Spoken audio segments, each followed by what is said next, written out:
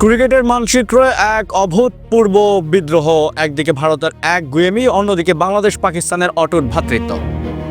বাংলাদেশিরা আমাদের ভাই, বিশ্বকাপে তাদের না থাকাটা চরম দুঃখজনক।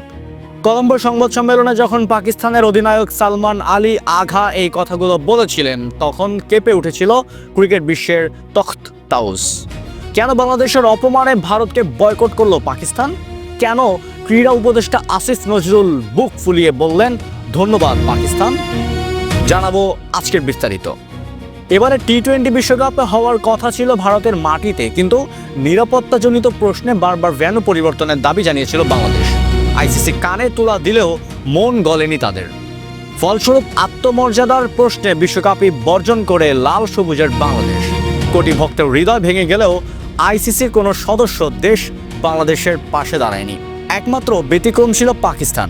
বর্তমানে শ্রীলঙ্কায় অবস্থানরত পাকিস্তান দলের অধিনায়ক সালমান আলী আঘা স্পষ্ট করে দিয়েছেন তাদের অবস্থান। তিনি সরাসরি বলেন, বাংলাদেশিরা আমাদের ভাই, পাকিস্তানের প্রতি বাংলাদেশের যে সমর্থন তার জন্য আমরা সবসময় কৃতজ্ঞ। এই বড় টুর্নামেন্টে বাংলাদেশ নেই, এটা মানা যায় না, এটা সত্যিই খুব দুঃখজনক। এই একটি বাক্যই বুঝিয়ে দেয় মাঠের লড়াইয়ের চেয়েও এখন বড় হয়ে দাঁড়িয়েছে দুই দেশের ক্রিকেটীয় সংঘাতই।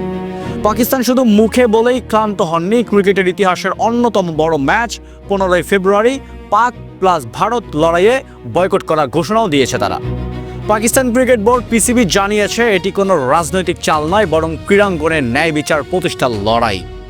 ভারতের মাটিতে বাংলাদেশের সাথে যে আচরণ করা হয়েছে তার প্রতিবাদেই এই কঠোর সিদ্ধান্ত। এই সংহতির পালে হাওয়া লেগেছে খোদ রাষ্ট্রীয় পর্যায় থেকে। পাকিস্তানের প্রধানমন্ত্রী শেহবাজ শরীফ মন্ত্রিসভায় দাঁড়িয়ে ঘোষণা করেছেন, বাংলাদেশকে সরিয়ে দেওয়ার প্রতিবাদে আমরা ভারতের বিপক্ষে ম্যাচ খেলব না। খেলাধুলার রাজনীতির কোনো জায়গা নেই।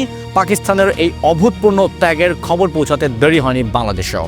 অন্তর্বর্তী সরকারের যুব ও ক্রীড়া উপদেষ্টা আসিফ নজরুল নিজের ফেসবুক পেজে পাকিস্তানের প্রধানমন্ত্রীর বক্তব্য শেয়ার করে লিখেছেন মাত্র 2টি শব্দ, কিন্তু তার ওজন ছিল আকাশ ছোঁয়ার। তিনি লিখেছেন, ধন্যবাদ পাকিস্তান। ক্রিকেট আজ নতুন এক মেরুকরণ, যেখানে এক পক্ষ ক্ষমতা দাপট দেখাচ্ছে, সেখানে অন্য পক্ষ ভ্রাতৃত্বের হাত বাড়িয়ে দিচ্ছে। বাংলাদেশ বিশ্বকাপে নেই, কিন্তু পাকিস্তানের এই প্রতিবাদ প্রমাণ করে দিল দিন শেষে ক্রিকেট কেবল একটি খেলা নয়, এটি আবেগের আর প্রতিবাদের এক শক্তিশালী ভাষা। আইসিসি কি পারবে এই বিদ্রোহের মুখে তাদের অবস্থান পরিবর্তন করতে, নাকি ভারত পাকিস্তান লড়াই ছাড়াই রং হারাবে এবারের বিশ্বকাপ? দর্শক, পাকিস্তানের এই সিদ্ধান্তে আপনি কিভাবে দেখছেন? বাংলাদেশের প্রতি তাদের ওই ভ্রাতৃত্ব কি ক্রিকেট ইতিহাসের নতুন দৃষ্টান্ত হয়ে থাকবে? আপনার মূল্যবান মতামত অবশ্যই আমাদের কমেন্ট বক্সে জানাবেন। ভিডিওটি ভালো লাগলে শেয়ার করে সবাইকে জানিয়ে দিন এবং এই ঐতিহাসিক বন্ধনের সাক্ষী হন।